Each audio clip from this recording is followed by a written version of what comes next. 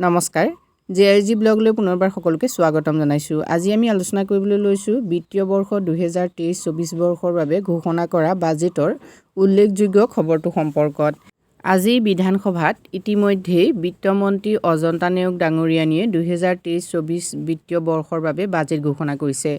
এই বাজেটৰ মূল লক্ষ্য আৰু উদ্দেশ্য হৈছে অসমৰ দৰিদ্ৰতা নিৰাময় কৰা আৰু এই দৰিদ্ৰতা নিৰাময় কৰিবলৈ যাওঁতে বিশেষকৈ স্বনিয়োজনক গুৰুত্ব দিয়া হৈছে। তাৰ লগতে যিসকল নিবনুৱা আছে সেই নিবনুৱাসকলৰ আত্মসংস্থাপনৰ ক্ষেত্ৰতো গুৰুত্ব আৰোপ কৰা হৈছে। চাকৰি সৃষ্টি কৰাৰ কথা কোৱা হৈছে। লগতে স্বনিয়োজনৰ জৰিয়তে নিবনুৱাসকলক আত্মসংস্থাপন কেনেকৈ দিব এই ক্ষেত্ৰতো গুৰুত্বপূৰ্ণ আঁচনি গ্ৰহণ কৰিছে।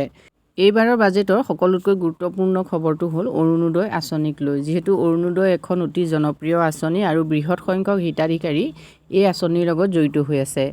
এইবাৰ অৰুণোদয় আঁচনিৰ ধন 1400 টকালৈ বৃদ্ধি কৰা হৈছে আৰু নতুনকৈ 10 লাখ হিতাধিকাৰী ইয়াত অন্তৰ্ভুক্ত কৰা হ'ব।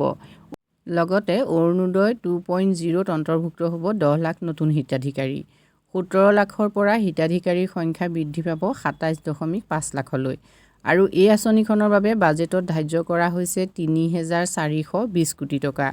যথেষ্ট পৰিমাণৰ টকা চৰকাৰে খৰচ কৰিবলৈ ইতিমধ্যে সিদ্ধান্ত গ্ৰহণ কৰিছে এই অৰুণোদয় আঁচনিৰ জৰিয়তে।